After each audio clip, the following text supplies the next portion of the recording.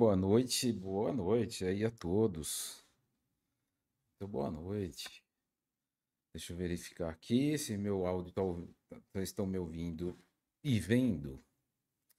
Pode dar um ok aqui. Eu vou fechar aqui minhas janelas todas. Muito bem, pessoal, olha aí.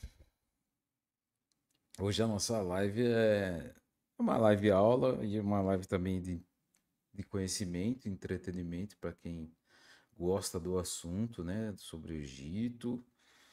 E também outras cositas más, tá? Então hoje nós vamos fazer duas lives, quintas-feiras, ouvindo, beleza? Então tá bom. O pessoal vai chegando, vamos ver quem que tá interessado no assunto. Só um pouquinho. O assunto então desta live é a gente vai falar sobre a viagem do Egito, né? 20 pessoas, então, talvez tenha pouca, hoje tenha pouca gente, né? Mas eu acabei dizendo, né, nos grupos todos. Deixa eu arrumar minha roupa aqui, senão vai ficar tudo.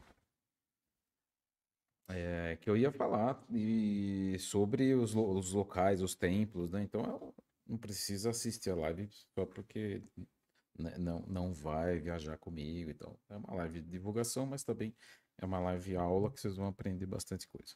Então a gente vai aí até umas 9h30 e depois eu fecho essa live, abro uma outra.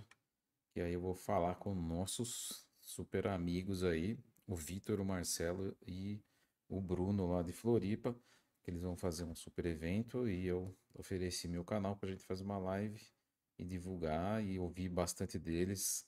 Eles são, assim, são os amigos da pesada, né? São os amigos 5D, como eu disse na divulgação. Então, o Vitor, assim, tem uma energia extremamente forte, né? Muito parecida com a do Mustar, para quem não conhece, vai conhecer ele hoje. Eu nunca fiz live com ele, quer dizer, já fiz, mas lá em 2020, hein? Faz anos e anos que eu não faço uma live com ele. O Marcelo Abreu, né, que ele se formou comigo numa caixa em Porto Alegre e acabou virando um amigo. E o Bruno, que chegou em terceiro lugar ali e formou uma equipe, né? Os três formaram essa equipe. Isso, o Marcelo é um gigante, é do tamanho e de energia, né? É um cara muito gente boa mesmo. E o Bruno forma muitas pessoas e é especialista em hipnose, tá? Então vocês vão aprender muito com eles nessa segunda live às 9h30, beleza? Vamos ver se a gente chega aí pelo menos umas 50, 60 pessoas para eu começar a mostrar as imagens, né? Porque eu vou mais mostrar imagens do que, né? Do, vou mostrar imagens e falando e voltando, né? E aí vocês vão achando super legal aí. E quem tiver interessado, então hoje, exatamente hoje agora, às 8 horas, né? Eu já fiz uma reunião com o pessoal da nossa agência em São Paulo, Eretz Tour. Então a gente está abrindo hoje, né? Já estava no site o roteiro, mas hoje a gente abriu, finalizando então o roteiro da viagem para o Egito. Lógico que essa viagem vai ser diferenciada. Então, vão ser duas viagens que eu vou fazer com um grupo para o Egito em 2026. Em janeiro, a gente sai dia 13 de janeiro, a gente já vai fazer a viagem. Vamos para Amarna, então esse grupo já está fechado, não tem mais vagas, né? Já fechou faz tempo. Então, muita gente pediu, né? Porque perdeu a oportunidade, não ficou sabendo e tal, e acaba, né, perdendo a vaga.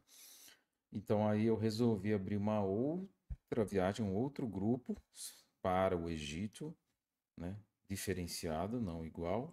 Lógico, o Egito todo, vocês vão ver as imagens, vocês vão entender para onde a gente vai e tudo. Mas tem uma coisa diferente, um ponto diferente, tá? Nessa viagem que a gente vai fazer em maio, saindo dia 6 de maio. Então, eu tive que já abrir agora, né? Começo de setembro, porque o tempo corre e as pessoas também têm que se programar.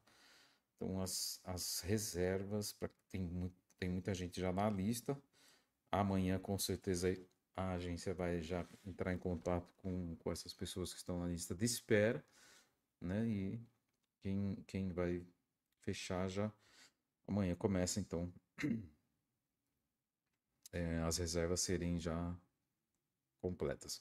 São só 45 lugares, certo? Não tem mais do que isso, porque é um ônibus cheio, né? Um ônibus luxo cheio no Egito. Só que essa segunda viagem de dia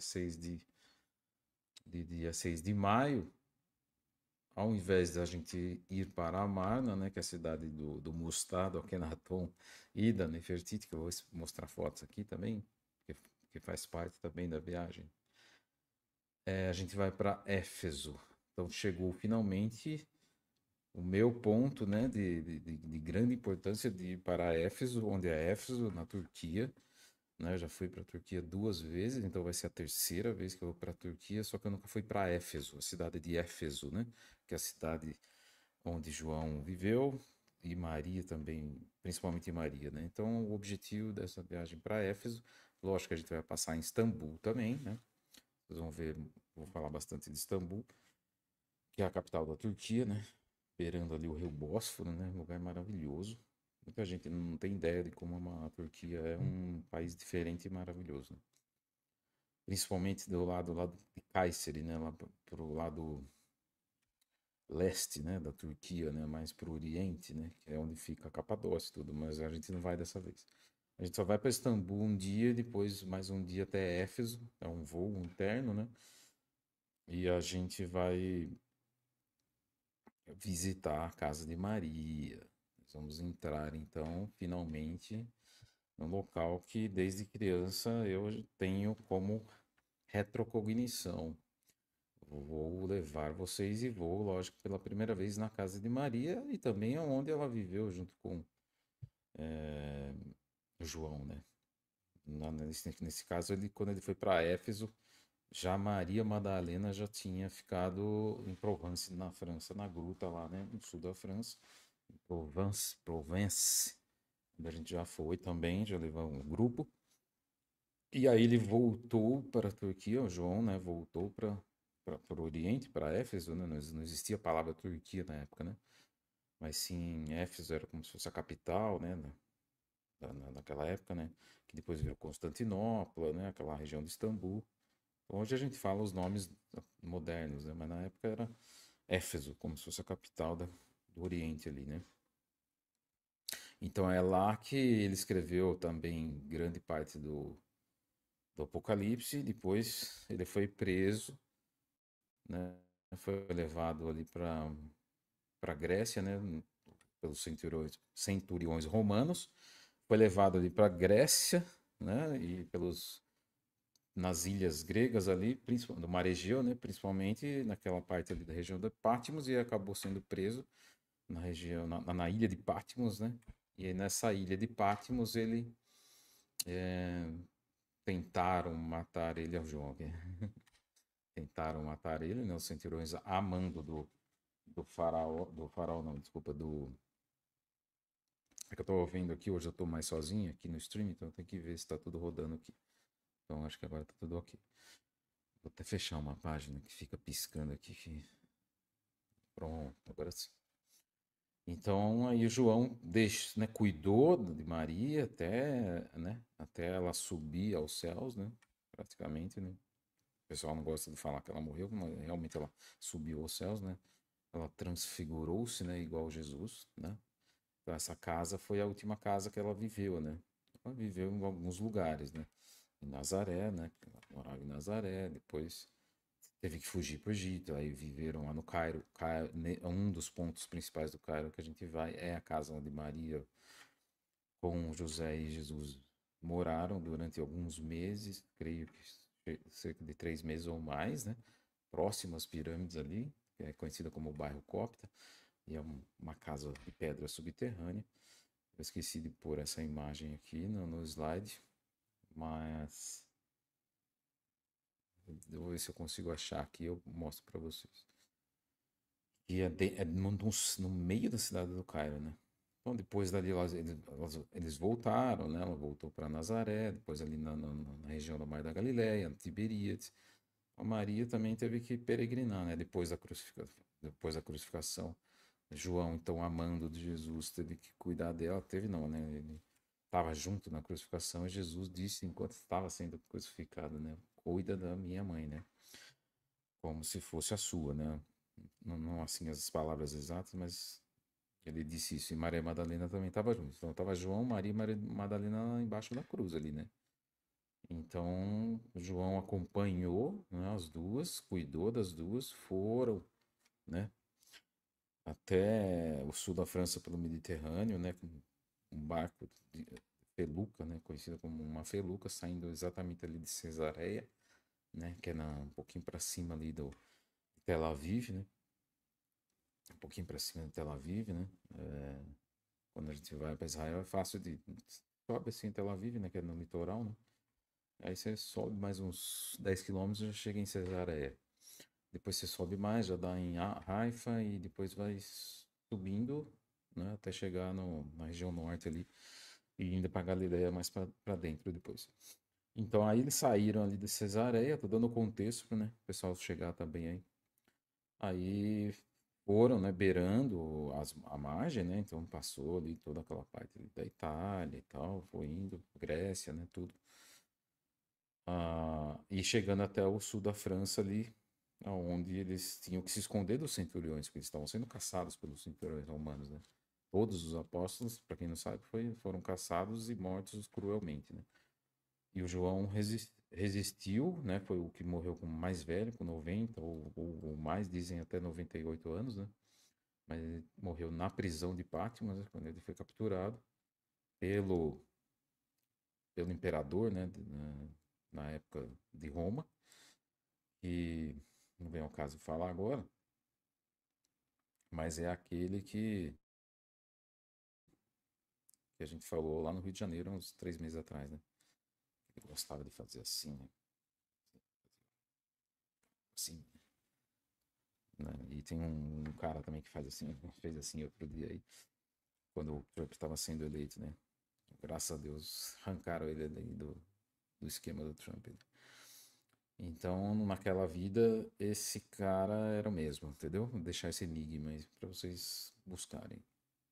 Não tô mais falando o nome dele, assim, porque o astral negativo ouve, depois vem aqui encher meus picuá, sabe como que é? Não é fácil não.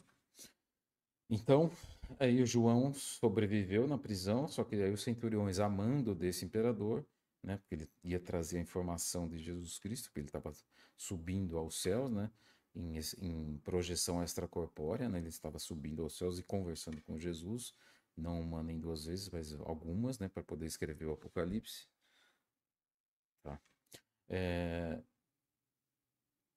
e ele foi escrevendo praticamente grande parte dele na prisão, né? E ali tinham alguns informantes, né, da luz ali, né, alguns cristãos que entravam na prisão, né? Era uma ilha, né? Então não era uma coisa murada, mas tinham guardas, óbvio. Conseguiam burlar, entravam lá dentro, tinha guardas que também eram cristãos e também eram, né, deixavam esse rapaz entrar, passava alguns dias com ele. E aí esses pergaminhos que o João escrevia dentro da prisão, né, que na verdade não era nem ele que escrevia, esse rapaz, né, porque ele era um escriba, e esses pergaminhos iam sendo levados depois, né, para Éfeso, né, para os cristãos resistentes na época, isso 90 é tipo 60, 90, ele estava com 90 anos, então é quase 63 anos depois da crucificação de Jesus, entendeu? Nessa época. Então a Maria já tinha morrido e já tinha subido aos céus. Então Éfeso já tinha se tornado um ponto de referência dos cristãos, né?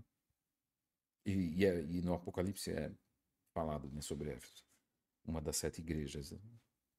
Então, muitos desses pergaminhos iam para Éfeso. E aí eles iam juntando e acabar, né, se juntar ao livro da Bíblia, então juntar todas aquelas histórias, aqueles evangelhos de Marcos, de Lucas, de João, né, e o Velho Testamento também, né, de Moisés, de tudo, aquela história toda, né? Desde, né? A Bíblia é o livro mais poderoso que existe mesmo, né? Mais complexo e mais completo e se interliga do começo ao fim, né? E o Apocalipse é o fim, né? É o fim deste mundo regido, para mim, né? É o fim deste mundo regido pelo maligno, ao qual Jesus veio trancafiar nas entranhas da terra, né? Que seria o próprio Lúcifer, né? Que ainda continua vivo e mais trancafiado nas entranhas da terra. E o local principal de acesso a essas entranhas infradimensionais, onde está esse ser, né? Que é um ser alienígena, ou seja, um ser de uma quinta dimensão, ou seja, um anjo caído, um anjo do mal, né? E ele tem uma super inteligência de milhões de QI, né? Se um ser humano alcança, sei lá, 180 de QI, QI desse ser é um QI angélico, mas ele é do mal, né? Ele está trancafiado, só que ele continua emitindo, né? Mesmo trancafiado, continua emitindo da prisão, né? Assim como seus asseclas, né? Presidiários, de terroristas e tudo mais, né? Que no Brasil é cheio, no mundo todo é cheio, e os governantes também negativos estão aí no comando, obedecendo a este ser, né? O Deus deles existe, está trancafiado nas entranhas da terra. Então eles são revoltados e querem de qualquer maneira colocar ele como o comando, o rei, o faraó da terra, né? Retirar ele lá de baixo, destrancar, né? Essa prisão que Jesus trancafiou com cravos, né? Cravos os mesmos do tipo que foi pregado no seu tornozelo, no seu pé e nos seus punhos, e também com madeira de acácia, né? Porque afinal de contas, somente um marceneiro, né? carpinteiro, um carpenter, né? Poderia, para quem leu o livro Doors 2 sabe exatamente, né? Só um carpinteiro poderia construir uma cela com madeira de acácia e cravos de bronze, né? E construir e trancafiar. Então, esse é o ponto, né? Por isso que o mundo aqui é dual, está dividido entre, né? Praticamente meio a meio entre comando da luz e comando da sombra, só que agora a luz está vindo com toda a força e a sombra está sendo esmagada e seus asseclas sentindo o começo do fim, né? Então eles vão vir para o tudo ou nada, tudo num contexto, né? O pessoal gosta de escutar, né? Estão vindo para o tudo ou nada e nós estamos vendo literalmente tudo isso acontecendo na prática, ao vivo, para quem tem um pouquinho de inteligência. A maioria do povo brasileiro não está nem se consciente do que está acontecendo. O máximo que ele consegue saber, a grande massa, né, da população é: ouvi falar que tá tendo umas coisas lá, uns julgamentos, eu vi no Jornal Nacional alguma coisa do Bolsonaro, eles não sabem praticamente nada e da geopolítica e do que está acontecendo no mundo. Imagina entender a parte espiritual e oculta do que está acontecendo no mundo. Então é difícil mesmo. Difícil porque a pessoa não busca, né? Ela quer saber de assistir novela, assistir TikTok. Então, pela ignorância, um povo pode perecer, né? Tá aí alguns países aí. Eu vou entrar no tema já da viagem, né? Mas tô esperando o pessoal chegar. Ficar uma conversa legal, né? Às 9h30 a gente tem outra live, então eu tenho que correr. Outra live aqui, vocês não precisam nem sair dessa aqui. Eu saio e vocês continuam assistindo. Então, automaticamente vocês já vão ser levados a outra live. Então, João foi o único, né? Falar de João e Maria um pouco, né? Porque a gente vai nessa viagem ir para Éfeso, onde os dois viveram, né? Maria ficou e depois ele foi preso, então, né? Em Patmos ele sofreu muito, mas ele não foi morto, assassinado cruelmente como muitos dos apóstolos, né? Então, Pedro foi enterrado, crucificado e enterrado por cabeça lá em Roma. Dizem que ele está lá, né? Embaixo do Vaticano. Eu entrei no Vaticano já 2 vezes, nunca senti nada, mas também, enfim, lá é pesado, é esquisito, eu não sei o que tem lá dentro do Vaticano. Muita coisa estranha, né? Muita coisa. Então, esse é um exemplo, né? Mas muitos outros apóstolos foram estourados em máquinas de tortura, né? Esticados até explodir o corpo, né? queimados vivos. Então o João foi, tentaram colocar ele num barril lá em Patmos mesmo, né? O imperador queria que ele morresse porque ele não podia receber as informações de Jesus, né? O boato corria dentro da prisão, né? E corria e era levado até o imperador, né? Por cartas e tal. Ó, o tal do presidiário João, né? Aquele que era um dos apóstolos daquele, né? Que eles falavam daquele, né? Eles odeiam, né? Jesus, né? Então eles falam, não falavam nem o nome, né? Aquele, né? Ele é um dos apóstolos, e ele tá, estão dizendo que ele está se comunicando com aquele lá. Não sei como, eles dizem que ele sai do corpo, ele é mágico, ele é mago.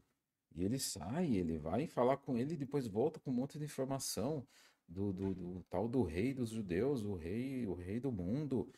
E a gente precisa acabar com ele, imperador, né?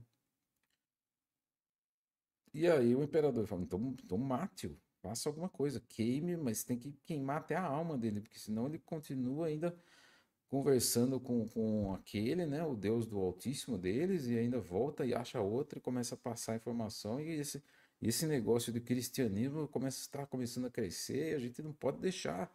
Nosso rei está lá embaixo, a gente tem que fazer venerações e mandar, né, e mandar energia para eles, mandar alimento para o nosso rei lá de baixo, nosso Deus lá do subterrâneo, né?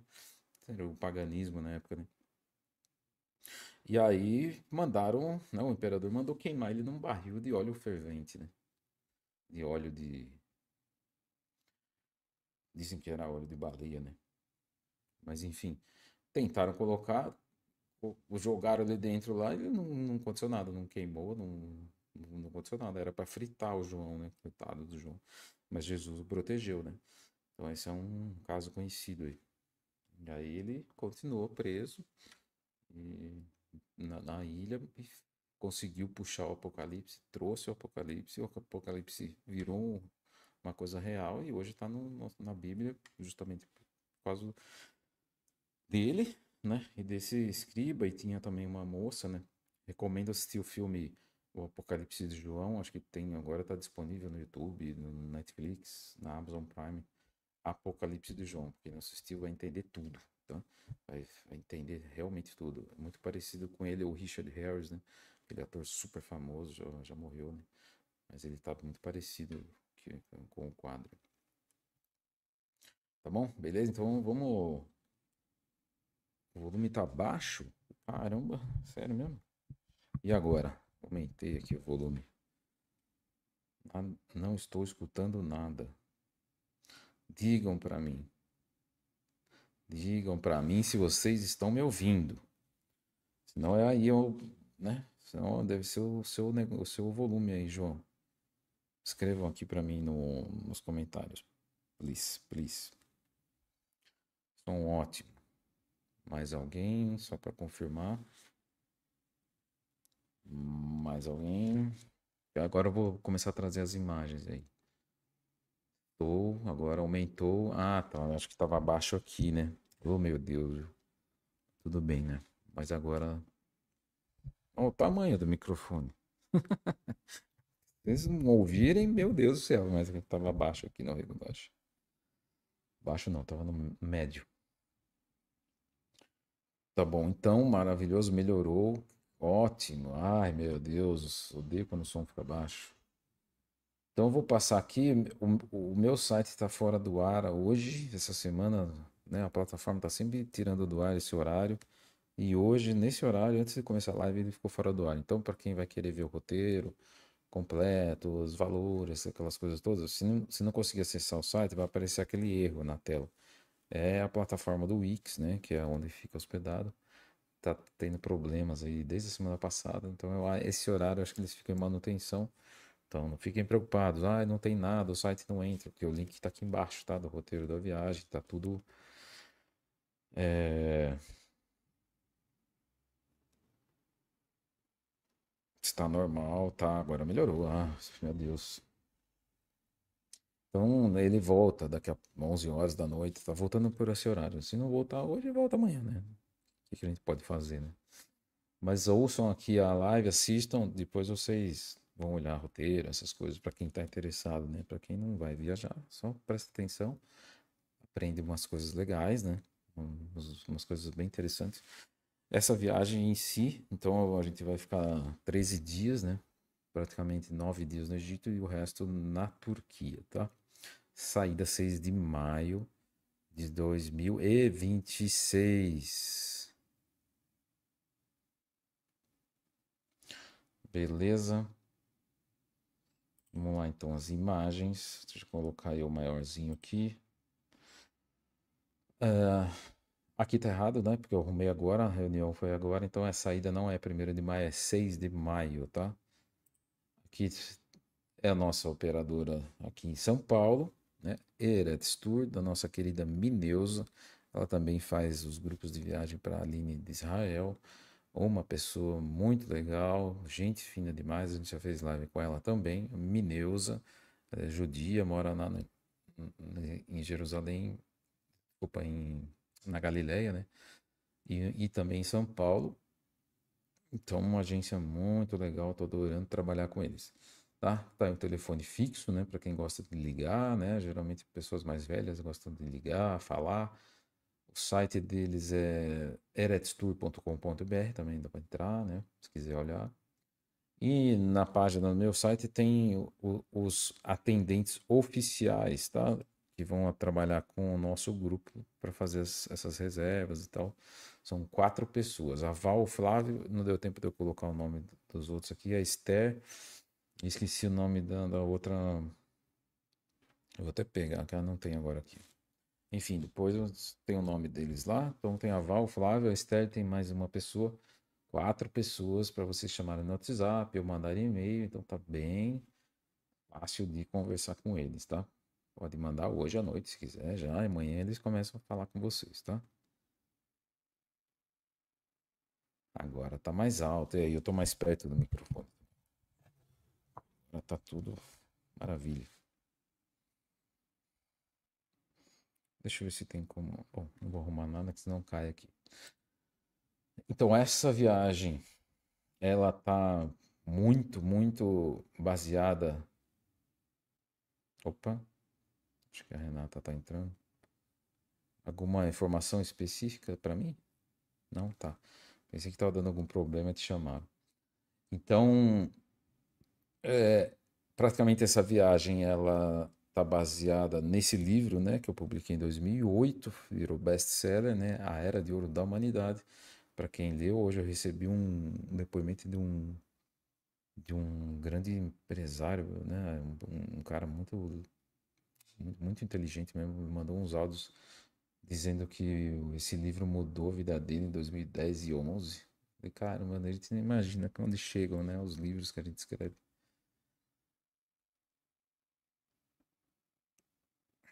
né? Então, a viagem vai estar muito baseada, né, nesse livro, nos locais que eu escrevi sobre isso aí, né, as experiências. O Templo de Luxor, Templo de Karnak, Templo de Édifo, de Horus, né?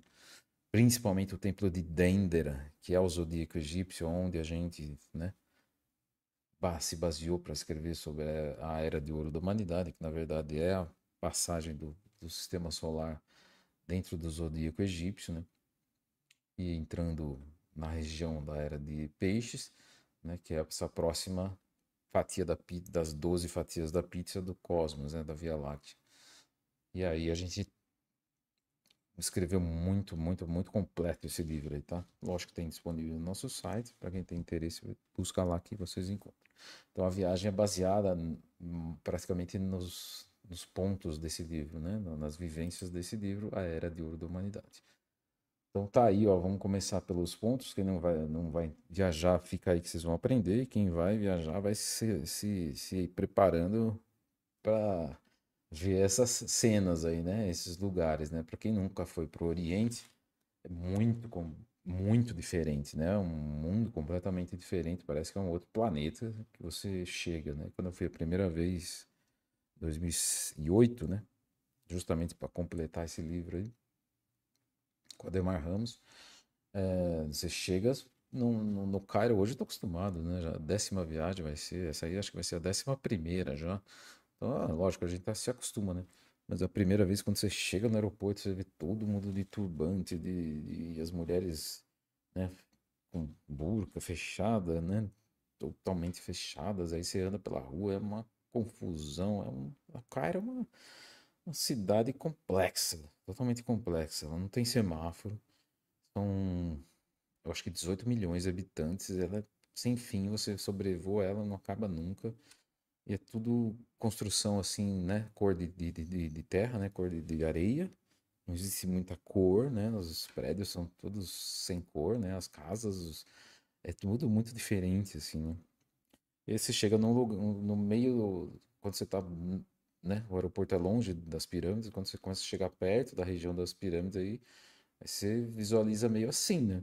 Você fala, meu Deus, as pirâmides são quase dentro da cidade, praticamente dentro, né? Que acaba ali a cidade e aí tem as três pirâmides, daí atrás já é o deserto de Saara e é o Vale de Gizé, esse aí, né? Conhecido como o Vale de Gizé, né? Só que muita gente não sabe que além, quando você sobe na pirâmide ali, principalmente na pirâmide de Saqqara, que é mais para dentro, 30 quilômetros para dentro ali, você já consegue visualizar outras pirâmides, né? A pirâmide vermelha, a pirâmide da Ashura, tão grandes quanto essas, e as pessoas nem imaginam, né? São mais de 140 pirâmides descobertas ali no deserto do Saara e nessa região. E fora as que estão ou melhor, as que estão encobertas ainda pela areia, né? E os satélites já detectaram, então tem muita coisa até. Muitas dessas pirâmides são construções egípcias, sim, como a pirâmide de Saqqara, né? Foi construída há 3.600 anos antes de Cristo. Mas essas aí, as mais conhecidas, né? Khafre, Quéops e Miquerinos, né? E Quéops é a que a gente entra dentro, é um dos pontos principais da viagem. A Câmara do Rei, né? A Câmara do Rei, a Câmara de Osíris, a Câmara de Órion, né?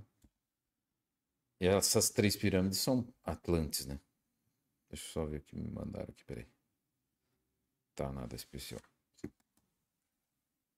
É, então são obras Atlantes, são obras pré-diluvianas, né? Então não vamos falar disso hoje porque é muito, muito longo a coisa, mas já fiz live sobre isso, né?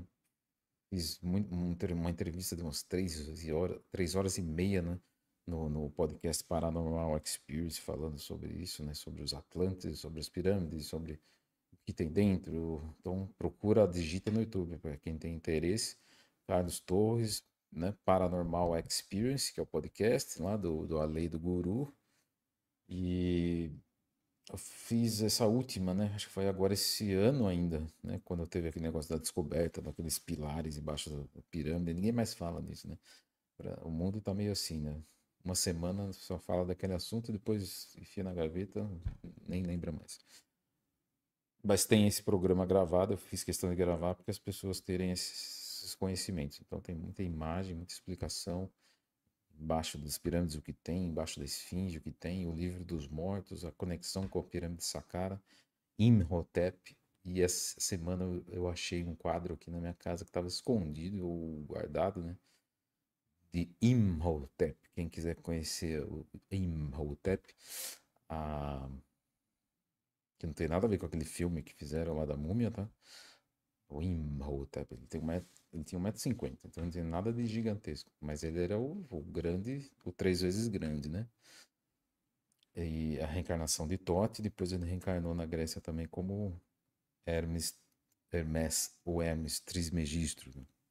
Por isso que é 3 vezes grande. Encontrei um quadro aqui pintado pela Rosa em 2007 que ela fez para mim do Imhotep.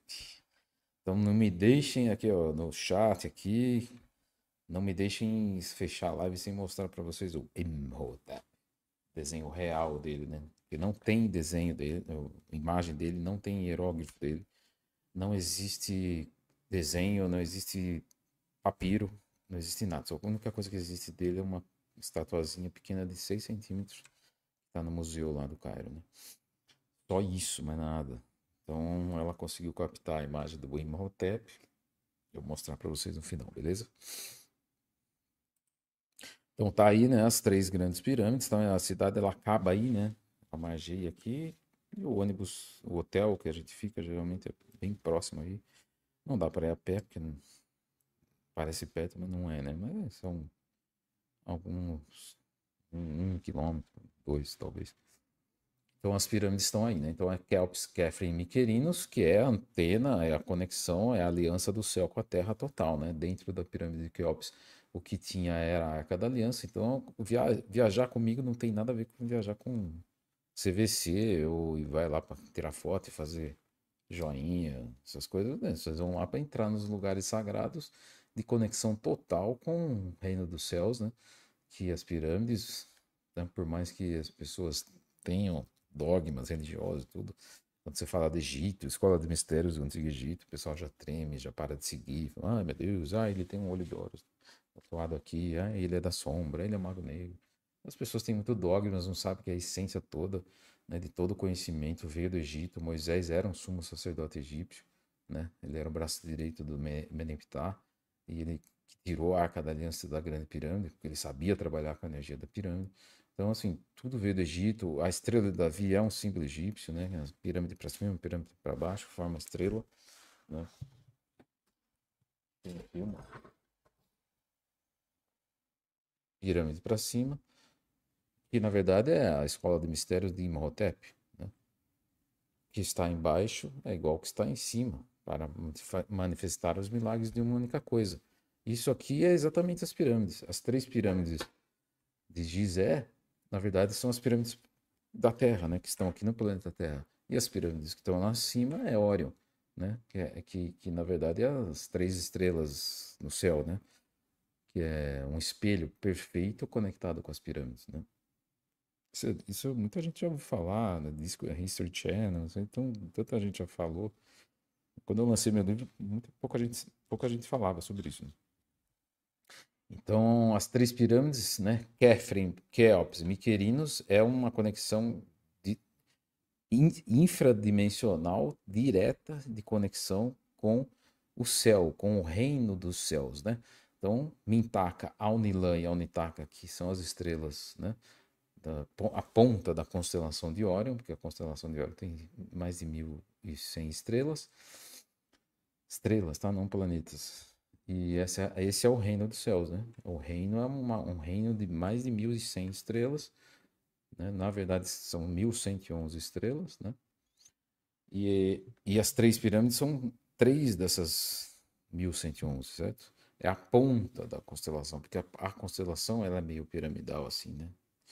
E a ponta dela, a ponta dessa constelação, é um que fica mais próximo da Terra no firmamento celeste, né? Que é Mintaka, Aunilan e Aunitaka, né?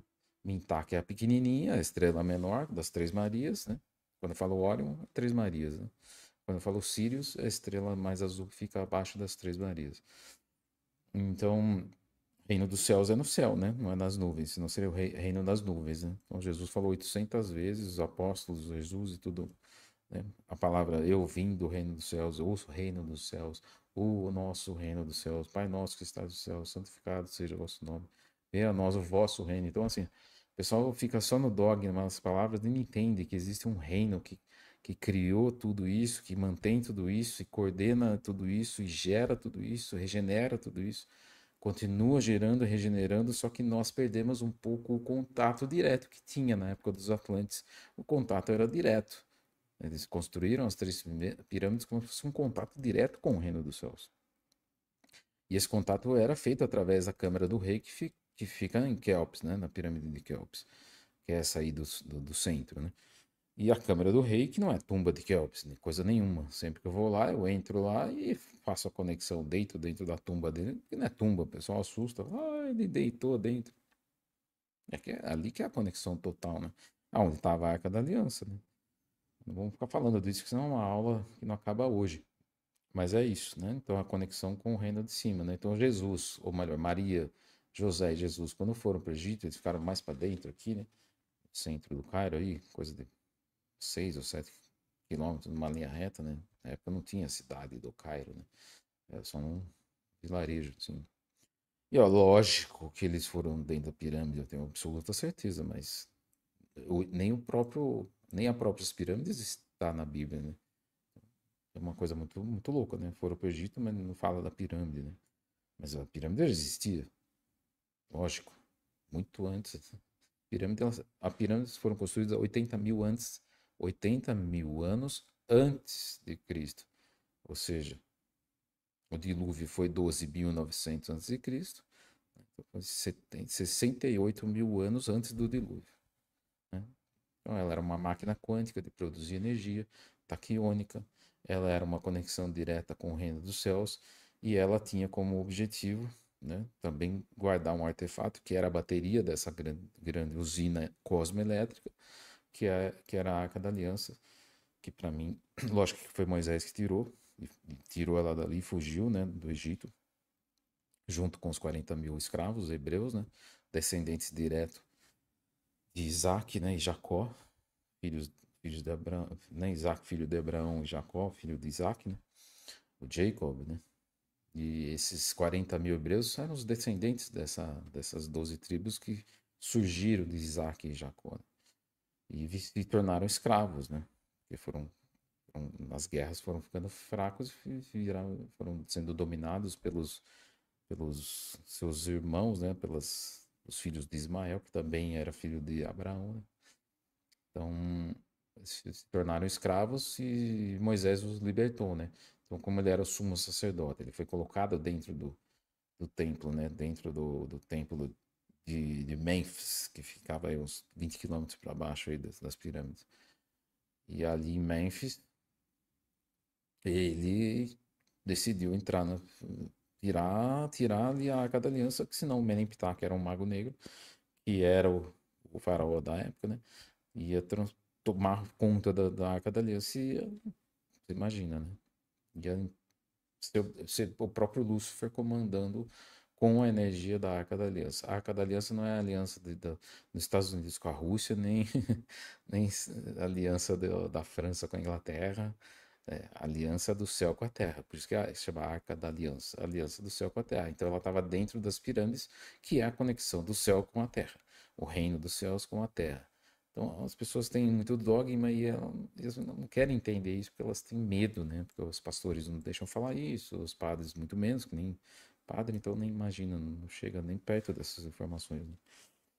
Mas é isso, daí ele fugiu 40 anos, né? Subiu para o norte, passou o Monte Sinai e tudo. Não vamos para o Monte Sinai, né? Já fui 8 vezes, subi 8 vezes. No, não tenho tanta pernita e colunita para aguentar subir, acho que o Monte Sinai. Mas, assim, aguentar a gente aguenta, né? Mas é meio pesadinho subir. Mas não vamos, tá? Não vamos nessa viagem. Ah, então é uma explicação breve, né? Outro local, ó, tá vendo as pirâmides no fundo aí? Outro local que é novo é o Museu do Cairo Novo. O museu antigo, que era no centro do Cairo, aquele cor-de-rosa e tal, não é nem um décimo, né? Um décimo, não, 10% do tamanho desse museu novo, né? Que teve como investimento aí, grande parte do investimento aí foi do Japão, né? Do japonês. A Ingrid, a sensação no Sinai é muito, muito diferente. O meu livro, O Povo Azul, foi escrito baseado nessa primeira vez que eu subi no Monte Sinai em 2008.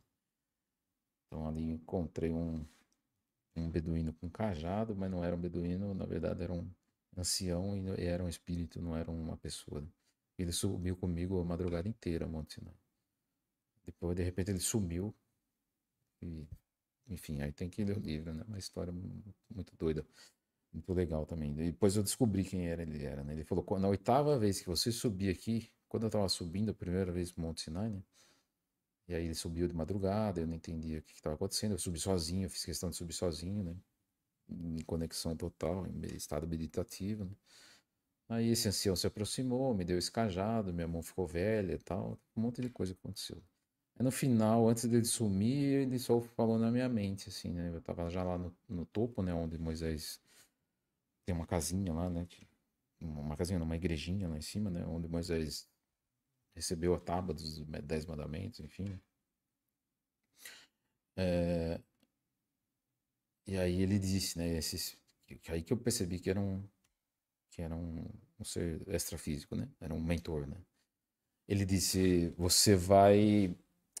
A oitava vez que você subir aqui no Monte Sinai, daqui que você vier para o Egito, eu vou revelar quem eu sou. Então, na oitava vez, não foi exatamente lá no Monte Sinai, mas quando eu cheguei em casa que ele se revelou. Aí eu entendi quem ele era. E aí sim se desdobra todo esse livro do Povo Azul. Né? Tem muita história, né? Já falei, quando ficar velhinho, eu vou contar história, né? Na fogueira. Isso, ó, Jucimara. Quem chegou tarde depois assiste desde o começo, enfim. Né? Então esse Museu do Cairo, ele é gigantesco. Então tem que passar um dia todo, né, o que a gente vai fazer já no início, quando chegar no Cairo, né? Depois das pirâmides, né? Então tem um roteiro, vocês vão ler. Meu site deve estar fora do ar ainda.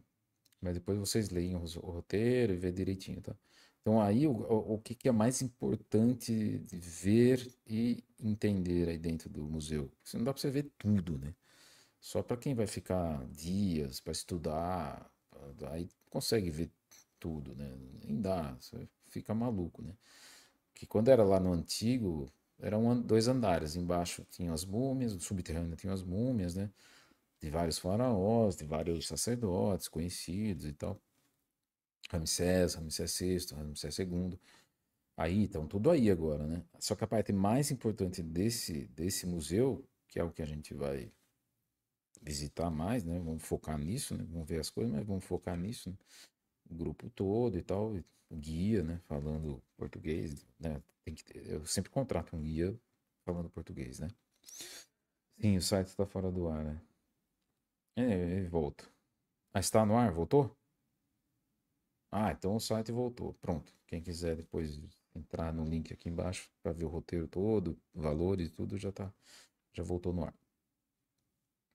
É, então, a parte mais importante do Museu do Cairo, lógico que é a parte de Tutankhamon, né? Que na verdade é Tutankaton, não Tutankhamon. Vocês vão ver por quê. Vou falar hoje aí.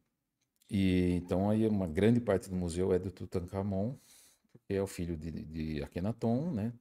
E filho da Akhenaton e enteado da Nefertiti, porque o Tutankhamon não tinha mãe, né? Na egiptologia não existe mãe do Tutankhamon, na verdade ele foi autogerado por Akhenaton, que era um andrógeno, um ser de outra dimensão, óbvio, um cara de 2,40 m de altura, mas é um gigante, cabeça alongada, né? Crânio alongado, rosto de homem e corpo seio de mulher, bacia, né? Bacia, ventre. Akhenaton, então, era um ser andrógeno de quinta dimensão mesmo, encarnado na Terra. E Nefertiti, sim, era a esposa dele, né? E eles tiveram uma filha juntos, que é a Akhesenamon, né? Akhesenaton, né? Porque a filha de Akhenaton tem que ter Aton no final, não Amon. Vocês vão entender o porquê daqui a pouco. Aí ele teve esse filho com a Nefertiti, a filha, né? Essa filha com a Nefertiti, a esposa dele, lá em Amarna, né? Que não existe mais, foi destruída a cidade, tem só ruínas. E o Tuti já existia, então o Tuti tinha tipo um aninho, 2 aninhos, e aí nasceu a Akhesenaton, né? E aí quando eles vieram e mataram todos os sacerdotes de Amon-Ra, que era de Karnak, subiram 200 quilômetros para cima, né, até Amarna, que era a cidade que Akhenaton construiu com Nefertiti durante 4 anos, né, para ser a cidade da luz do mundo, a cidade de Sírios na Terra, né, que é a cidade de Órion na Terra, né, o ponto de conexão de Órion na Terra eram as pirâmides, já estava manifestada pelos Atlantes, só que ele precisava fazer a cidade de Sírios na Terra. E a cidade de Sírios na Terra era Amarna. Então, eles construíram rapidamente, com 35 mil sacerdotes, sem escravos. Os sacerdotes e sacerdotisas construíram Amarna, a 200 quilômetros para cima, só que ele fez uma revolução, né? Uma revolução mesmo em Karnak. Ele era o faraó em Karnak. Só que em Karnak tinha o PMDB, né? O MDB lá. Então, era o Centrão era Amon-Ra. Eram os magos negros, não deixavam ele construir, usar Karnak como a central da luz do mundo, né? Então ele tem que fazer uma revolução e levou os sacerdotes da luz junto com ele, né? Mais de 35 mil sacerdotes e sacerdotisas e construíram a cidade, sobreviveram. Foi muito difícil, muito complexo.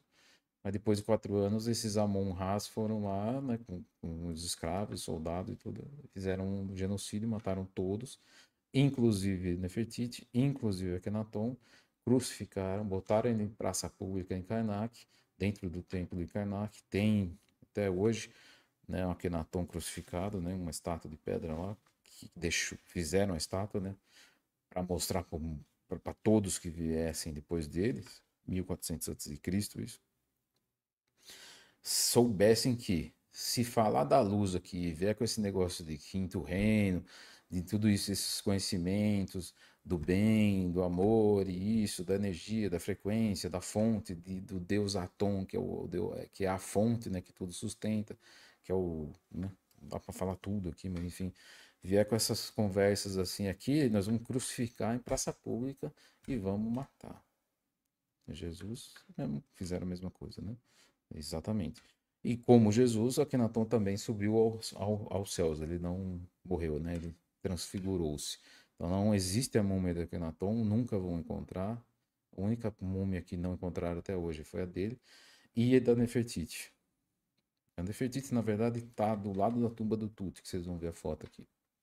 Mas do Tutankhamon, né? No Vale dos Reis, lá em Luxor. Isso é 1.000 quilômetros para baixo. A gente vai em tudo isso aí. Então a Nefertiti está ali do lado da Akhenaton, só que ainda não podem divulgar, não pode abrir, né? Mas está numa parede, se derrubar aquela parede da tumba do Tut, está a Nefertiti. Que é a madrasta dele, certo? Então vamos lá. Então, o Museu do Cairo. Do Cairo tem tudo sobre o Tutankhamon. É o rei menino, né? Ele morreu com 19 anos. Quem o matou foi um general militar ele se casou com a Akhenaton, com a irmã. Ele virou faraó, Akhenaton a rainha. Aí veio esse AY, né? O Ai, que era um general militar dele, né? Matou ele, né? Envenenou ele, matou ele. Mumificou ele às pressas, por isso que ele tá.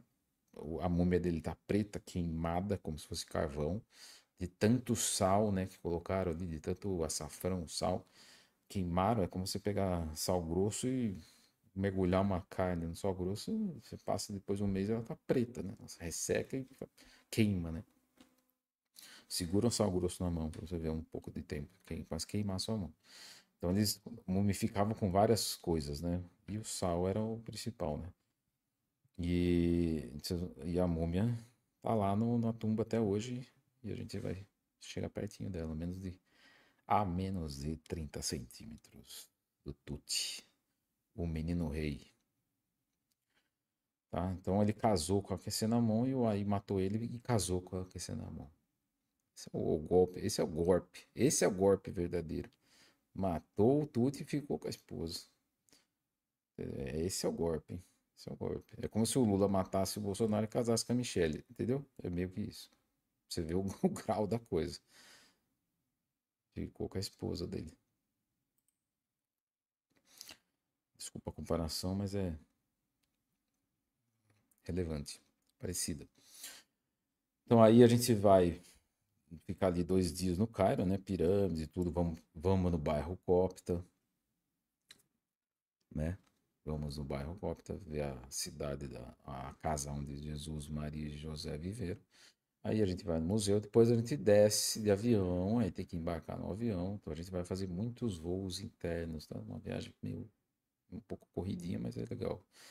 Então a gente embarca no Cairo, vamos de avião, não vamos de trem nem de ônibus. E essa de janeiro a gente vai de ônibus, justamente para parar em Amarna no meio do caminho.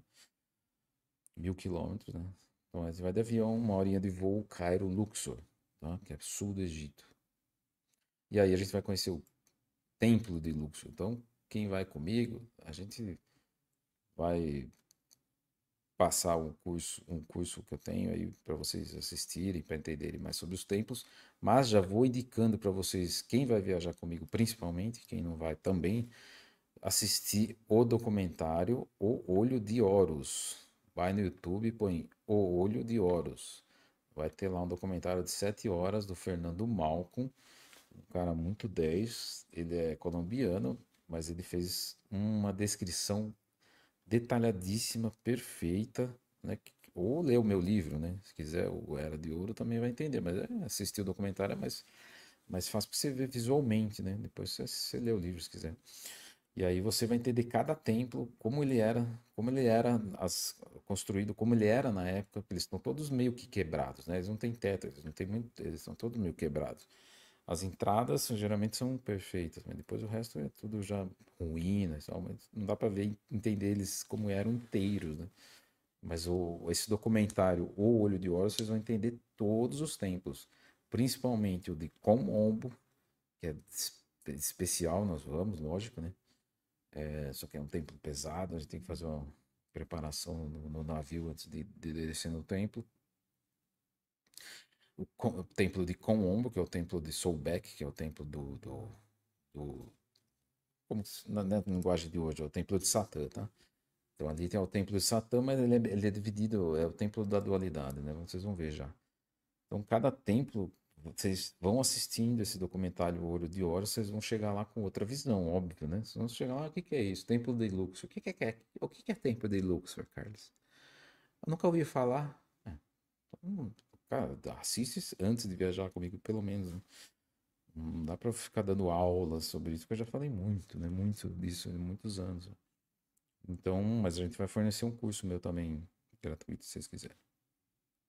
Então, o Templo de Luxor é o templo das iniciações menores. É como se fosse o primário, tá? É a primeira série dos sacerdotes, sacerdotisas. Então, tem um caminho dos templos, né? Para você, que os sacerdotes iam. É como se fossem universidades, né? Esse é o primeiro grau, né? Iniciações menores. Onde você aprendia sobre psicologia, psicometria, psicologia, sobre a vida, sobre a morte. Então, é o começo de tudo, né? Sobre o oculto, o hermetismo, como funciona, as leis, as leis kármicas, as leis de reencarnação, as leis, né? Hoje a gente usa essas linguagens, né? Eles diziam as leis de Amém, as leis de Amente, e estudava, já começava a estudar sobre o livro dos mortos, como é que era o pós-morte. Então, era uma universidade, é o começo, Templo de Luxor, também conhecido como Templo de Serapis Bey, né? Ele tem só um obelisco na frente, aí o outro tá lá esse outro obelisco, que são dois, né, que tem na entrada do Templo de Luxor, o outro, se não me engano, tá na Turquia, no centro de Istambul, lá. Ou em Londres, eu não sei. Mas foi um rei de Egito que deu de presente. Ele mandou arrancar o obelisco e deu pro- acho que pro rei da Turquia, não lembro, eu preciso lembrar disso aí, é um detalhe. E tá lá, tirou o obelisco para dar de presente pro um outro. E o outro parece que deu uma caixinha com areia para ele. Isso, isso foi no começo do século, né? Tá aí o templo de Karnak, aí já começam as iniciações maiores, tá? Ele fica a 3 quilômetros do templo de Luxor. A cidade chama Luxor, tá? Então o avião ele pousa dentro da cidade de Luxor e aí a gente vai ver os templos. Templo de Karnak, ele também é pesado porque era o templo de Amon-Ra, né? Ou seja, o templo dominado pelo centrão da época, certo?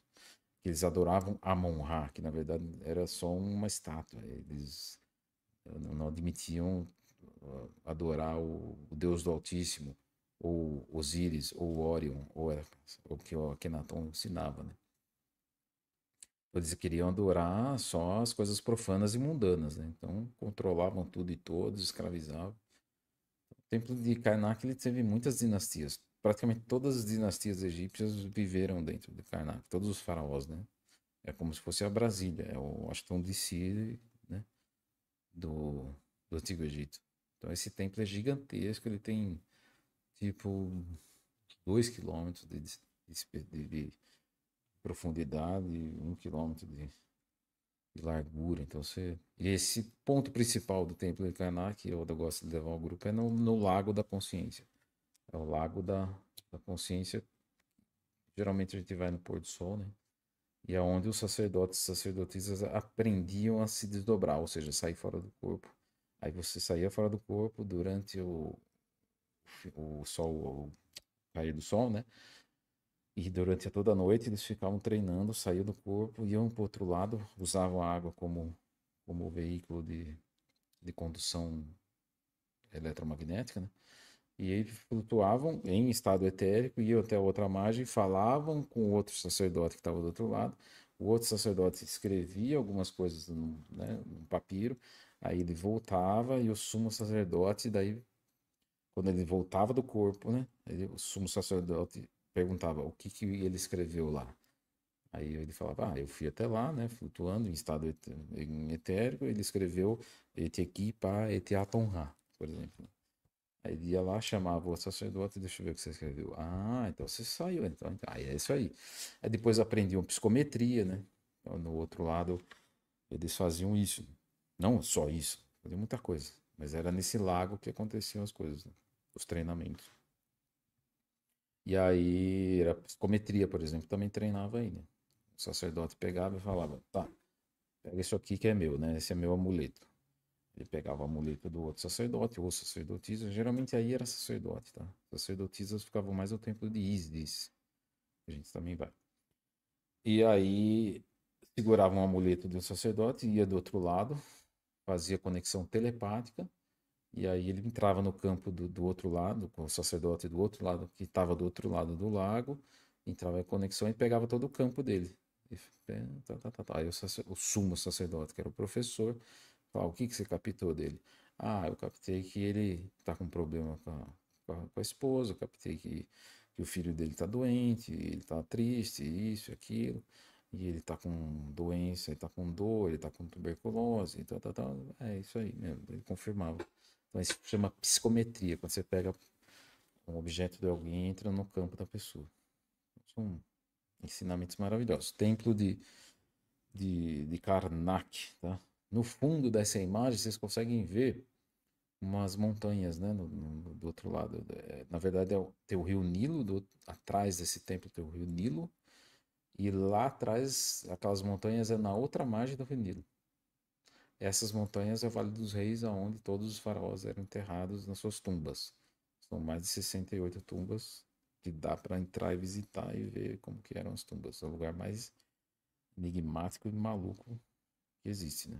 Vale dos Reis. Lógico que a gente vai, né? Então, lá já no Vale dos Reis, aí do outro lado do Rio Nilo, em Karnak, né? Quer dizer, o outro lado do Rio Nilo, de Luxor, da cidade de Luxor. Aí tem o templo de Hatshepsut, ou melhor, Hatshepsut, certo? É uma rainha, é a única faraó mulher que existiu no Egito. Então esse templo é muito conhecido. O Lúcio Costa, o arquiteto, não Oscar Niemeyer, né? O Lúcio Costa, que é o grande arquiteto mesmo de Brasília, ele se baseou na rampa do Planalto, logicamente no templo de Hatshepsut, certo? Então, e Amarna, só para vocês entenderem, então Amarna, que é a cidade que Akhenaton construiu com Nefertiti em 4 anos, ela foi destruída, mas e para ser a cidade da luz do mundo, pasme, né? Não foi manifestada, não conseguiu, né? Foi destruída pela sombra, né? Pelos Amon-Rás. Mas depois de 3.000, depois de 3.600 e poucos anos, conseguiram reconstruir a cidade da Amarna na Terra e ela está manifestada, pero que la sombra, los magos negros estão lá, estão dentro da cidade, falar até em espanhol para não dar problema, né? Los magos negros estão dentro desta cidade que se chama Brasília, não? Brasília. Então, Brasília é a cidade da luz do mundo, foi construída por Lúcio Costa, ali, JK, para ser a cidade de Sírios na Terra, e se manifestará assim porque o Brasil é a pátria do Evangelho, a pátria de Cristo, a pátria da luz do mundo na Terra, e assim se manifestará. Pero que os magos negros estão dominando a cidade da luz. Só que tem que sair de lá, vão ser expulsos, expurgados, né? Demora, a gente não sabe quando, mas ela foi manifestada, foi baseada muito nas construções ali do Egito, principalmente o templo de Hatshepsut e principalmente nos templos de Amarna e Luxor também. A esplanada dos ministérios, tudo é muito egípcio. Brasília é totalmente egípcio, né? Para quem conhece, né? Então, tem um documentário antigo que se chama Brasília Secreta. Ah, estuda também isso aí, assiste aí no YouTube. Brasília Secreta. Exatamente, Brasília, onde vai jorrar leite e mel, que foi o Dom Bosco que escreveu, né? Eu fui lá já fui lá na placa do Dom Bosco em Brasília, lá. Fica lá no, atrás lá do Lago Paranoá, né? Ele escreveu isso. Procura também, bota no Google aí. Tá escrito na placa de Dom Bosco, né? Um padre, né? Um jesuíta, né? Que ele disse de Brasília, quando Brasília foi construída, tem a placa, vai lá, busca no Google, vocês vão ler toda a escritura da placa de Dom Bosco, falando que Brasília é realmente a capital do mundo, da luz do mundo, né? Pero que su hombre está tomando cuenta de la ciudad, por enquanto, né? O local que nós vamos nessa viagem de maio, específico, eu só fui 2 vezes nesse templo e agora é um pouquinho longe de Luxor, tem que pegar o ônibus e andar uns 2 horas e meia até chegar no templo de Dendera, porque esse é o templo principal que tem onde está o zodíaco egípcio de Dendera, ou Dendera, também conhecido como o templo de Hathor, a esposa de Horus. Então ainda tem uma mulher, em todos os 6 pilares tem uma mulher, né? Tem nos pilares ali na entrada do templo. Ele tem 3 andares, tá? E o zodíaco está no terraço, em cima. Tem que subir a pé pelos túneis e chegar lá em cima e aí vocês conseguem ver o zodíaco, que na verdade era um observatório. O templo de Dendera é o mais novo, né, dos templos egípcios. É onde viviam sacerdotes especializados em astronomia, astrologia. Então, o terraço servia como observatório e também projeção extracorpórea para poder acessar outros mundos e trazer todo o conhecimento. E o templo de o zodíaco de Dendera, na verdade, é a própria Via Láctea, né? Então, na época, eles já sabiam qual que é a época da construção desse templo, 525 a.C. Então, é meio quase já no quase, né? Quase 200 anos antes do fim, né, das dinastias egípcias, antes do fim do Império Egípcio, né? Antes da chegada do Macedônio, né, do Alexandre o Grande, o rei da Macedônia, junto com Ptolomeu, seu braço direito, e aí acabou e dominou o Egito e acabou praticamente a dinastia egípcia pura, né? Aí começou, aí ele morreu e começou, Ptolomeu virou o faraó, né? E aí virou a era ptolomaica, né? Então vieram vários na linhagem de Ptolomeu, depois a filha de Ptolomeu, o filho, né? Ptolomeu I, II, depois as 16 é, Cleópatras. Tiveram 16 Cleópatras, a última é a 16ª, né? E aí acaba completamente a dinastia egípcia com Cleópatra. Cleopatra, como eles dizem lá no Egito, né? Então o Dendera é o último, tá? Mas ainda era domínio 100% egípcio. Não era, não tem nada grego no meio, né? Depois de Alexandre o Grande já começou a misturar, né? As construções começam a se misturar, né? Com a arquitetura grega e egípcia. Então é puramente egípcio, tá vendo? O Dendera. Quando você entra dentro, é assim, é inteirinho aerografado do teto ao chão. O chão não é aerografado, mas o teto, as paredes, as colunas, tudo hierografado, escrito o que aconteceu ali, quem era o faraó, porque os ensinamentos herméticos. Você ficar ali, se fica louco, você não consegue decifrar ali, né? Pouca gente consegue, assim, decifrar tudo, né? Até porque a egiptologia, as escrituras hierográficas, exatamente, Nábia. Exatamente, é nesse templo que está o Zodíaco que Napoleão, quando dominou o Egito, né, em 1700 eu não lembro a época, né, mas foi depois da Revolução Francesa, então ele dominou ali, acho que já era 1800 e pouco, né, 1802 ou 3, né, o imperador Napoleão, daí ele levou o Zodíaco e o Zodíaco egípcio original não está mais no templo de Dendera, o que a gente vai ver lá é uma réplica, né, mas dá até para pôr a mão assim, porque ele fica baixo. Mas é uma réplica, né? Em pedra pome. O original tá no Louvre, né? Tem uma história muito, muito louca de Napoleão nesse templo aí. Não vou contar hoje não, que não dá tempo. Que tem a live 9h30 com os meninos. Os meninos vão demorar um pouco, tá? Vamos começar 9h40 pelo menos aí. Não dá pra falar as coisas aqui. Ó. Embaixo do templo de Dendera tem esse. É um túnel que a gente chega nesse ponto onde mostra como os sacerdotes, sacerdote e sacerdotisa produziam energia eletromagnética e energia taquiônica com a sua própria consciência e com mantras, né? Aí tem essas lâmpadas com cobras no meio que na verdade era um fio de cobre, né? Representava como uma cobra. Cobra vem de cobre, né? Então eles entravam em conexão energética, em vibração, um no sentido horário, outro no sentido anti-horário, e aí com a energia taquiônica da consciência, que é 27 vezes mais poderosa que a luz, né? E mais rápida que a velocidade da luz, quando conseguiam produzir energia elétrica como teste, né? Era como, aí é tipo, o templo de Dendera é a NASA da época, tá? Tipo científico puro, assim. Então eles conseguiam acender luzes, literalmente, lâmpada com fio de cobre dentro. Esse fio de cobre ele esquentava de tanta energia que saía do campo, né, do sacerdote e da sacerdotisa em corrente alternada, né, o AC/DC, o ACDC, né, depois o Tesla trouxe para o mundo, né, eles já conseguiam acender luzes, né, lâmpadas, né, iguais essas que a gente tem agora, incandescentes, né. Então aí no túnel dá para descer, acho que dá ainda, né, faz tanto tempo que eu não vou, vamos ver se dá pra gente descer lá. E aí, esse é o zodíaco egípcio, tá? É um papiro desenhado, moderno hoje. Mas a representação, ele é muito complexo.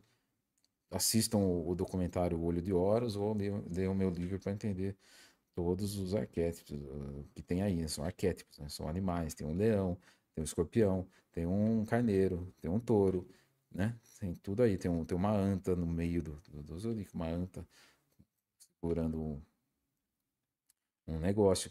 Tem a, os quatro cantos, né, que segura as quatro dimensões.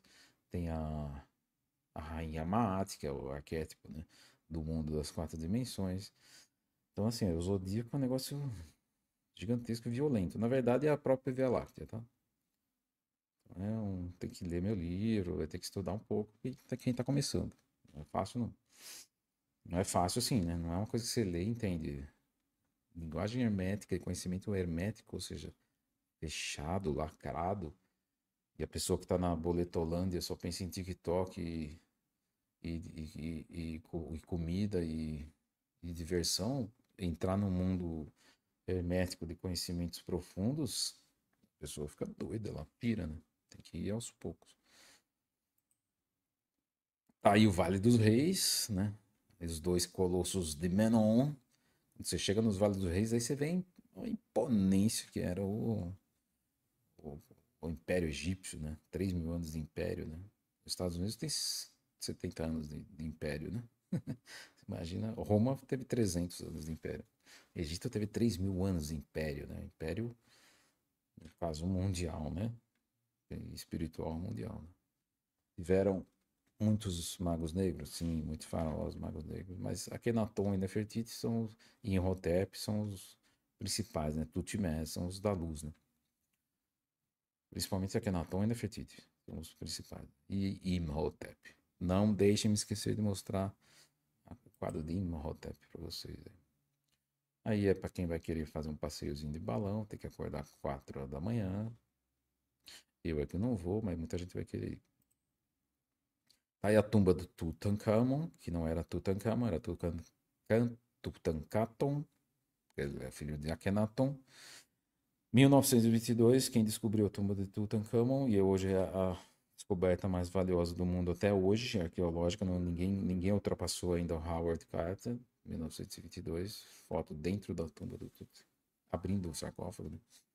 Na verdade eram 3 sarcófagos, abriu um, depois abriu outro, que tem tipo boneca russa, né? Aí no terceiro tava lá a múmia, e na verdade todos esses sarcófagos eram do pai dele, Akhenaton, que já estavam prontos, usaram de segunda mão, né? Exatamente assim. Né? Aí tem a máscara mortuária, tudo isso está no Museu do Cairo. Tudo isso que estava dentro da tumba do Tut estava no Museu do Cairo. Era muita coisa. Então, praticamente um andar do Museu do Cairo é só do Tut.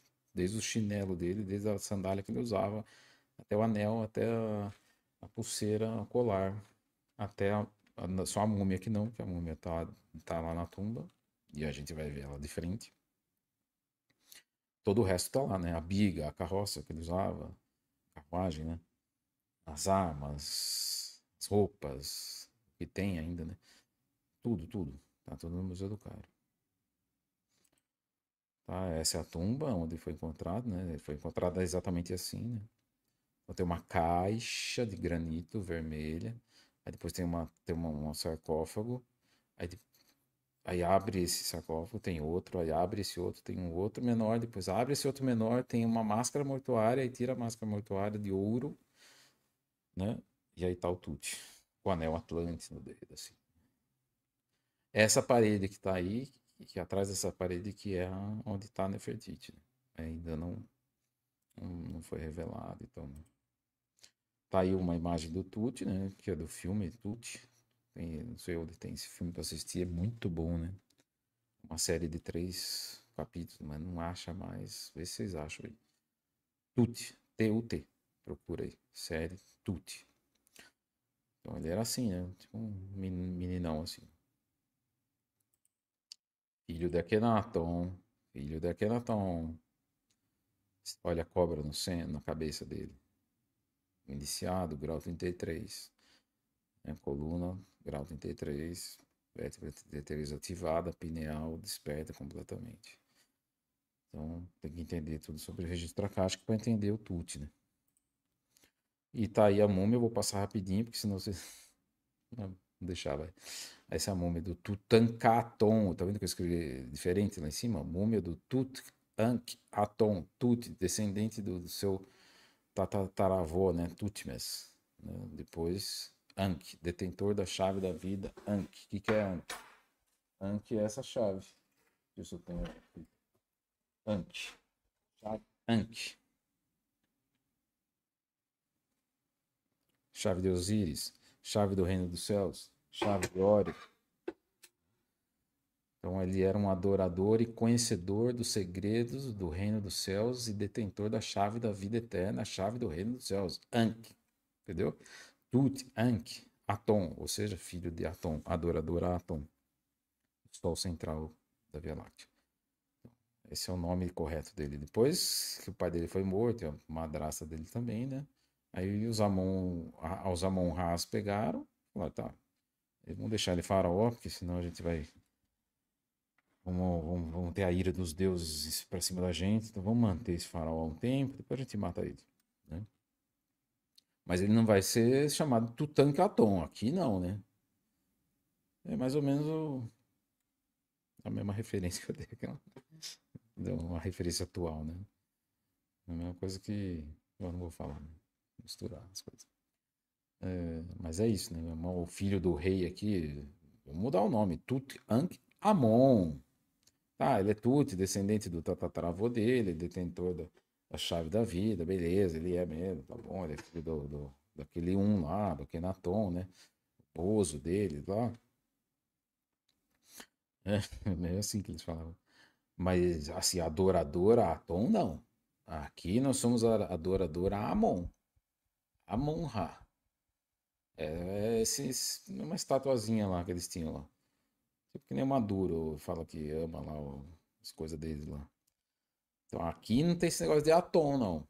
É Tutankhamon. Aí teve que virar. E a irmã dele, que a gente também não matou, e nós vamos casar com ele, os dois, para os deuses não ficarem muito, muito revoltados com a gente, não mandar a ira dos deuses aqui, acabar com tudo. Vamos casar os dois, né? E aí a raça não se mistura com a gente. Esse tipo de gente aí, que tem pai andrógeno, não se mistura com a gente. Casa os dois irmãos, Tutanka- Tutankhaton com Akhesenaton, e a gente muda o nome deles e fica assim por aí, depois dá um jeito. Aí dá um golpe, mata ele, vem casa com a esposa e continuamos o nosso negócio aí. Então, Akhesenaton também mudaram o nome para Akhesenamon. Tá aí o pai dele, né? Faraó Akhenaton Ankh, também é Ankh. detentor da chave da vida, e adorador a Atom, o centro de tudo, o sol central, a fonte, né, que tudo gera e regenera. Tá vendo que ele tem seio ali, ó, quebrada, né, lógico, é gigante, né, Akhenaton, Akhenaton, também conhecido como Amenófis IV, certo? Quando ele fez 24 anos, ele casou com a Nefertiti e mudou de nome, né? Não era mais Amenófis IV, ele mudou o nome para Akhenaton. Tá aí a esposa dele, Nefertiti, né? A estátua conhecida está em Berlim, não está no Egito. Deveriam devolver, mas ela era Nefertiti. Qual é o significado da palavra Nefertiti? A bela chegou. Ela era a beleza. Até hoje, se for ver, como se fosse um arquétipo da beleza, né? Ela é o arquétipo da beleza. A estátua está sem um olho, né? Lógico, caiu, né? Ó, ó, ó a cobra na testa. Iniciada a grau D3, obviamente, né? E ela e Akhenaton eram os grandes professores de Amarna, né? Sumo e suma sacerdotisa. Aí Rio Nilo, onde a gente vai entrar, né? Navegar durante 4 dias, a parte mais louca, mais legal, mais enigmática e imersiva da viagem. Desconecta do mundo completamente e navega pelo Nilo durante 4 dias, só para ir entrando nos templos, né? Super luxuoso. Eu fiz questão de escolher o navio mais luxuoso do Egito, né?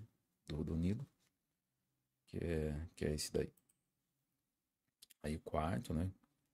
Geralmente cama de casal ou cama dupla, né? Não balança nada, zero. É como se estivesse navegando num lago, de tão suave que é. Esse é o deck. Então, noites e dias, nós vamos passar nesse lugar aí, tomando chá de carcadê, tomando café e batendo papo. Aí sim chegamos no templo de Ísis, que é uma ilha dentro do Nilo. Esse templo é o templo mais onde só as sacerdotisas viviam, por isso que ele era isolado. E esse templo é onde as mulheres piram, né? Porque é um lugar que tem energia feminina. Na verdade, o templo de Ísis não é o templo de Ísis. Ísis era a esposa de Osíris no arquétipo egípcio. Nem Osíris é uma pessoa e nem Ísis é uma pessoa, como Horus também não é uma pessoa, né? Osíris é o reino dos céus, é Órion. Ísis é Sírios, Horus é a terra, né? Então, aí quem me acompanha entende um pouco, né? Então aí é a conexão total com Sírios, tá? A estrela Sírios, no solstício de inverno, a luz da estrela Sírios entra direto na câmara onde ficava a estátua de Ísis, né? E ali as sacerdotisas faziam as conexões com a estrela Sírios, ou seja, com os seres de Sírios, sirianos. Há muito mais do que o conhecido, né? Vocês acham que o que a gente conhece é tudo, né? Não conhece quase nada. A gente está lembrando de algumas coisas, né? Esse sim é o templo pesado, onde a gente para o navio e tem que fazer uma conexão antes de entrar. Templo de Komombo, templo de Sobek, templo de Satã, mas também eram as iniciações maiores. Aí é onde o sacerdote virava sumo sacerdote e a sacerdotisa virava sumo sacerdotisa. Mas tinha que passar pelas iniciações maiores, que é no fundo do templo. E aí tem que explicar uma outra live, tá? Mas as pedras de iniciação estão lá no fundo. Tem que passar por uma piscina, mergulhar, enfrentar os crocodilos. É um negócio muito, muito doido. Para você enfrentar o medo, né? Medo da morte. Na verdade, você enfrentava o mal, o medo da morte e o próprio Satã, que na verdade na época era o deus Sobek, né? Sobek. Deus Sobek. Então, metade do templo é do deus Sobek, é o deus crocodilo, que é Satã, e metade é de Horus, o deus da consciência, né? É onde onde o sacerdote vira um sacerdote de Horus. Ah, então o símbolo do olho de Horus é quando o sacerdote é formado nas iniciações maiores, ele vence a morte e tem a sabedoria, o conhecimento e se conecta com a sua supraconsciência e não tem mais medo da morte nem do mal. Isso. Só que tem que ter uma iniciação, né? Então, quem é muito dogmático nas religiões, foge dessa live rapidinho. Com certeza eu vou perder muitos seguidores. Tem muita gente chegando porque eu postei o vídeo da casa de Maria, então vem muito evangélico, vem muito católico. Ótimo, amo todos. Mas o pessoal, quando fala do Egito, eles correm, né? Ai, meu Deus. Pena que foge do conhecimento, né? Profundo, né? Quer falar alguma coisa, Rita? Tudo certo? Acho que tá tudo certo, né? Renata entrou e Renata está nos Estados Unidos. Chique. Cidade de Aswan, a gente chega com o navio depois dos 4 dias de navegações. Cidade de Aswan, é como se fosse a Caribe do Egito, tá? E aí nós vamos fazer uns passeios muito, muito. Aí vamos dar uma relaxada também. Aí vamos fazer uns passeios diferentes. Diferentes. Aí é surpresa. Aí acaba, a gente volta pro Cairo, tá? Desculpa, depois daqui, né, de Aswan, a gente fica mais um dia aí, conhece a cidade. Aí para quem gosta de comprar ouro e prata, é o lugar, tá? Colar de ouro, essas coisas, presentes, tá?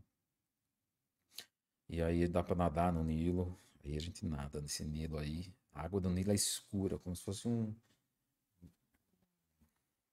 a cor dessa minha jaqueta aqui, azul, azul escuro, bem escuro, e gelado.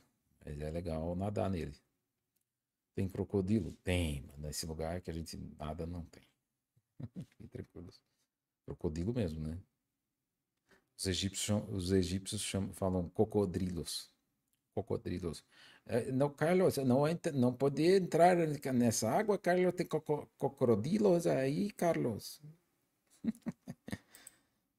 Tá, aí a gente volta pro Cairo e tal, e a gente já se prepara para voar para Istambul. Istambul aí na beira do rio Bósforo, antiga Constantinopla, exatamente aí onde se dividia antigamente o mundo, né? E continua sendo a divisa do Oriente com o Ocidente, né?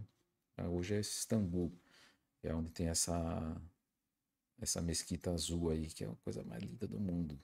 Vamos entrar nela, vamos. Tá? Então a gente passa um dia em Istambul e Éfeso, aí é o ponto final, para mim a parte mais importante de toda a viagem, entrar na casa onde Maria viveu e foi até os seus últimos dias. Onde João também viveu, então entrar aí, para mim vai ser o ponto. Só de eu pensar já começo a ficar com os olhos mareados, né?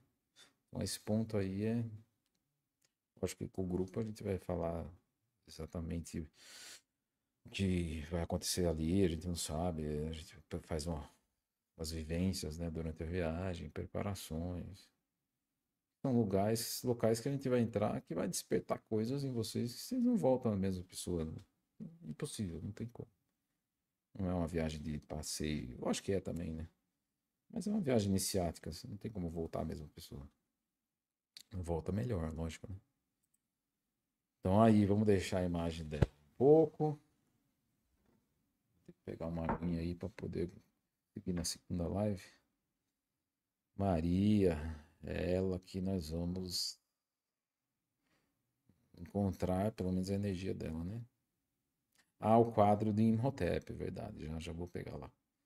Então a Maria, quem viveu com ela, quem cuidou dela até os últimos dias, John. Como que Jesus chamava ele? Quem deu esse apelido para ele? O filho do trovão, Jesus. Então ele era o melhor amigo de Jesus, por isso que ele confiava em João, e ele chamava João de filho do trovão. Lógico que ele falava em hebraico, né? Não em português. João é Youssef, né? Então, filho do trovão, se alguém souber, se o Lalo ou a Vivi estiverem aí que falam hebraico, né? Qual que era a tradução, como que é a tradução de filho do trovão em hebraico? Então, esse é o homem que cuidou de Maria até o fim. Depois escreveu o Apocalipse e morreu com 90 e poucos anos. Mas segurou a onda até o fim. Tá? Então João também pisou ali, em Éfeso. Tá aí, nós vamos visitar esse local.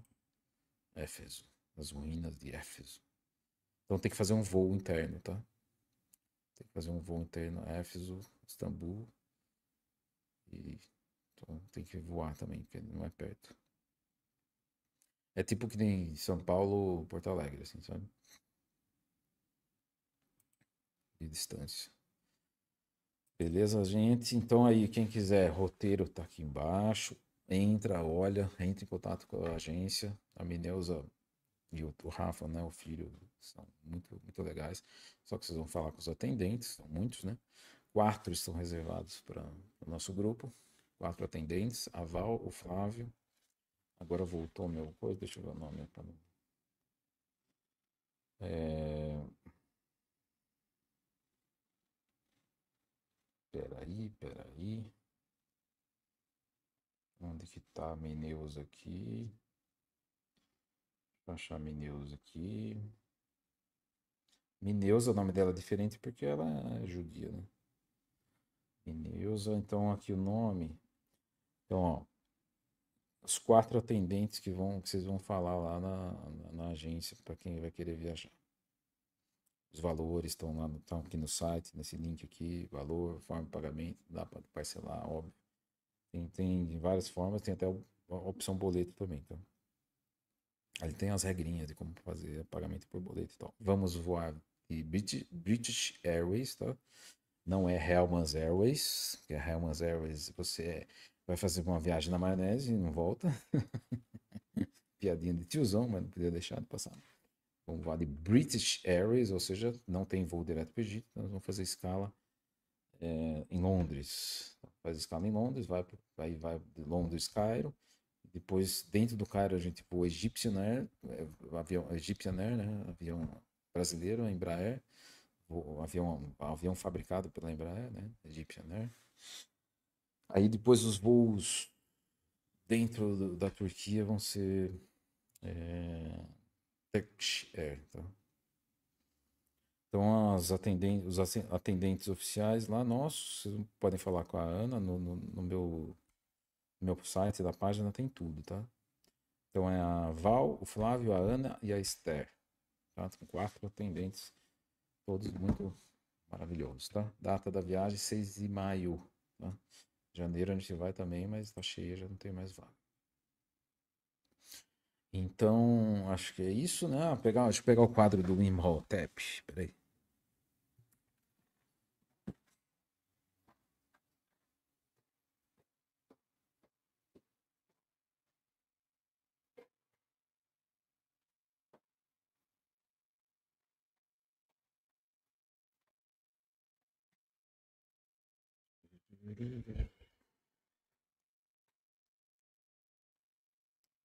Vou botar o fone aqui. Ó, para quem então nunca viu o Imhotep, não existe nenhum desenho dele, mas a Rosa fez para mim em 2007. Já tirei o pó hoje, coitado do Imhotep. Tadinho do Imhotep. Tá aqui o Imhotep. Aí. Tá vendo que tem a pirâmide de Saqqara atrás, ó? Careca, ele era careca, baixinho, 1,50 m. E ele usava uma roupa de pele de leopardo. Isso no documentário do Fernando Malcolm também mostra ele, lógico que é uma animação, né? Ele usava roupa de leopardo porque ele era um sumo, o grande, né? Ele era o sumo do sumo sacerdote. Né? E essa cobra aí é desenhada como se fosse um arquétipo de iniciação maior, né? Grau 33 puro, né? Não de maçonaria, tá? Nada a ver. Mas eles nem sabem o que é. Eles nem sabem o que é o grau 33 do registro akáshico mesmo, né? Tá aí, ó. Imhotep. Vou dar até um zoom pra vocês. Imhotep. Desenho da Rosa Tilbe. Gratidão, Rosa. Ela fazia com pincel na mão, ó. Nada de inteligência artificial. Aqui era desenho manual mesmo. Tinta pastel, né? Então tá aí o Imhotep. Procurem saber mais sobre ele aí. Primeiro arquiteto, primeiro médico, primeiro alquimista que construiu as pirâmides. Na época Atlântica foi ele que construiu também, ele era o Tote, né? Também conhecido como Shiketit Arelit von Malit. Depois na Grécia ele foi o professor de Sócrates, né? Ou seja, Hermès, o Trismegistro. Ele veio 3 vezes na Terra para trazer todo o conhecimento hermético na Terra. Querem entender mais sobre Imhotep? Leiam Caibalion, o livro do Caibalion. Tem disponível de graça em PDF no Google, aí só digitar Caibalion, baixa e lê, para vocês entenderem. Corpos herméticos, leiam e entendam. E o Caibalion, vocês vão entender tudo sobre as 7 leis de Hermes Trismegisto, que é ele, né?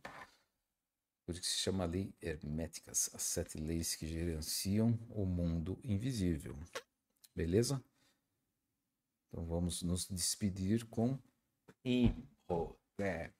Aí, ó. Vou deixar ele aqui, ó. Imhotep.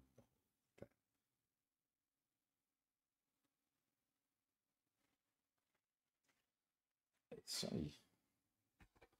Fechando então a live aqui agora, vamos para outra. Não percam que a gente vai bater um papo aí com o Vitor, com o Marcelo e com o Bruno. Espero que tenham gostado aí dos conhecimentos e preparem as malas, preparem seus passaportes, verifiquem se seus passaportes estão vencendo, porque se tiver vencendo 6 meses antes de embarcar, por exemplo, não, assim, ó, se você estiver embarcando e tiver só 6 meses para vencer, você não embarca, entendeu? Passaporte. Então a gente esquece, quem tem passaporte às vezes esquece, não olha, você vai ver já venceu ou tá vencendo. Aí chega na. A Fernanda mesmo, a gente vai viajar em breve, daqui um mês e pouco. De repente eu falei, dá uma olhada no seu passaporte. Ela foi lá, tava vencido. Eu tenho que correr para refazer, senão ia chegar no dia do voo do aeroporto, não embarca. Então, quem vai viajar e tem passaporte, vê o vencimento. Se estiver vencendo em 6 meses, né, pós o embarque, por exemplo, vão embarcar dia 6 de maio, certo? Se o seu passaporte vence 6 de outubro ou setembro de 2026, não vai aceitar. Se tiver 6 meses do embarque, além do embarque, entendeu? 6 meses para vencer. Não pode. Tem que já adiantar e fazer outro. Mesma coisa para quem tem passaporte italiano e tudo, tá? O visto egípcio é bem tranquilo. Só a agência faz tudo para vocês. Não tem burocracia nenhuma. Turquia também não, não precisa de visto, entra tranquilo.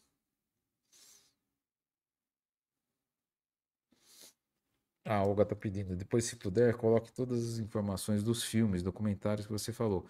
Tá, vou ver se eu lembro. Acabar as lives, eu ponho aqui os 3 indicações que eu pus, tá 4, tá? Vou colocar aqui o filme do documentário O Olho de Horus, é, Apocalipse de João. Vou colocar também. É, eu até vou ver se eu acho. Vou botar com um link, tá? Para vocês ficarem procurando.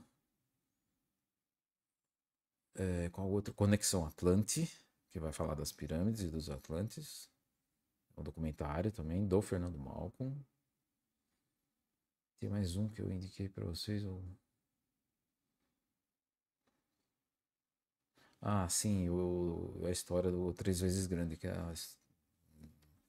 uma série, né? Do Imhotep, também do Fernando Malcolm. Então é tudo iniciático.